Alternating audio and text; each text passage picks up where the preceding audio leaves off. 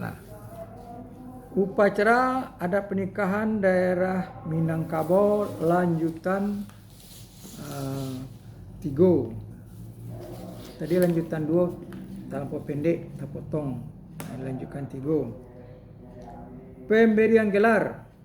Sesuatu yang sangat khas di Minangkabau ialah bahwa setiap laki-laki yang telah dianggap dewasa harus mempunyai gelar. Ukuran dewasa seorang laki ditentukan apabila ia telah berumah tangga. Oleh karena itulah untuk setiap pemuda Minang pada hari perkahwinan ia harus diberi gelar pusako kaumnya. Penyambutan gelar seorang menantu walaupun dengan kata-kata tan atau sultan, tan saja untuk sultan atau kuto saja untuk Sultan Manghuto, telah mengungkapkan adanya sikap untuk menghormati sang menantu atau semendanyo itu harus dan telah terbiasa memanggil nama. Setiap kelompok orang separui yang sabui satu suku ke dalam sistem kekerabatan Minangkabau mempunyai gelar pusako kaum sendiri yang diturunkan dari nenek kepada mama dan dari mama kepada kemenakan-kemenakannya yang laki-laki. Gelar ikulah yang diberikan sambut basambui kepada pemuda-pemuda sepesukuan yang akan berumah tangga. Pada umumnya gelar iko pemuda-pemuda baru kawin iko diawali dengan sultan.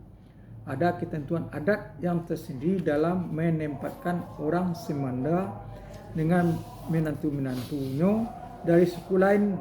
Iko di dalam struktur kekerabatan Minangkabau, bagaimanapun para orang semanda iko jika telah beristrikan perempuan Minang, maka mereka itu oleh pihak keluarga mempelai wanita ditegakkan sama tinggi dan kedudukannya sama rendah dengan menantu dan orang semando lainnya. Bila akad nikah dilangsungkan di rumah calon mempelai wanita bukan di masjid, maka acara penyambutan kedatangan calon mempelai pria dengan rombongannya di halaman rumah calon pengantin wanita akan menjadi peristiwa besar. Acara itu disebut sebagai acara baralik gadang dengan menegakkan marawa-marawa Minang sepanjang jalur sekitar rumah. Tata cara. Ada 4 tata cara menurut adat istiadat Minangkabau yang dapat dilakukan oleh pihak keluarga calon mempelai wanita dan menyambut kedatangan calon mempelai pria yang dilangsungkan pada 4 titik tempat berbeda pula di halaman rumahnya. Pertama, memayuangi segera calon mempelai pria dengan payung kuning tepat pada waktu kedatangannya pada titik yang telah ditentukan di jalan raya di depan rumah, atau kalau rombongan datang dengan mobil pada titik tempat calon mempelai pria ditentukan untuk turun dari mobilnya dan akan melanjutkan perjalanan menuju rumah calon arak-arakan berjalan kaki. Kedua, penyambutan dengan tari galombang. Penyambutan galombang adat timbal balik oleh pemuda-pemuda yang disebut pari paga dalam nagari dengan memberikan penghormatan pertama dan menjaga kiri kanan jalan yang akan dilewati oleh rombongan. Pada satu titik di pertengahan jalan, kedua barisan gelombang itu akan bersobok dan pimpinannya masing-masing akan melakukan sedikit persilatan. Kemudian Kemudian acara dilanjutkan dengan barisan dara-dara limpapeh rumah nan gadang yang menyongsong dan mempersembahkan siriah lengkap dalam carano. serial lengkap dalam cara dulangi serial lengkap dalam carano adat bertutup dalamak secara timbal balik dalam gerakan menyilang antara natang dan yang menanti.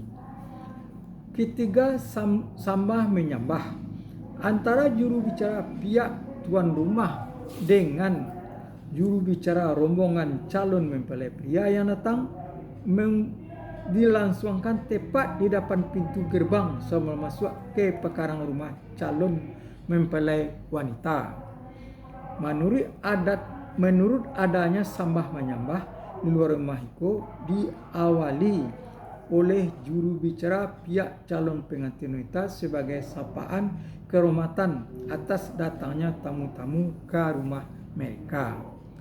Kampe penyambutan oleh perempuan-perempuan tua tepat pada titik sebelum calon mempelai pria memasuki pintu utama rumah perempuan-perempuan ikolah mana buah calon pengantin pria dengan beras kuning sambil berpantun dan kemudian setelah mempersilakan naik mana pihak bandua meningkek janjang mencuci kaki calon menantunya dengan menuangkan sedikit air ke ujung sepatu calon mempelai pria.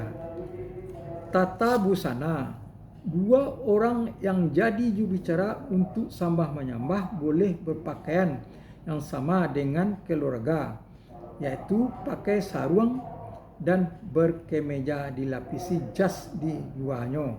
Yang penting kepalanya harus tertutup dengan kopiah hitam. Boleh juga dikenakan busana model angku damang atau yang sekarang juga sering disebut sebagai jas dubes, atau kalau dia hanya memakai kemeja dan pantalon biasa, maka di lehernya harus dikalungkan kain pelekat yang keduanya ujungnya terjuntai ke dada, sedang kepalanya harus memakai kopiah.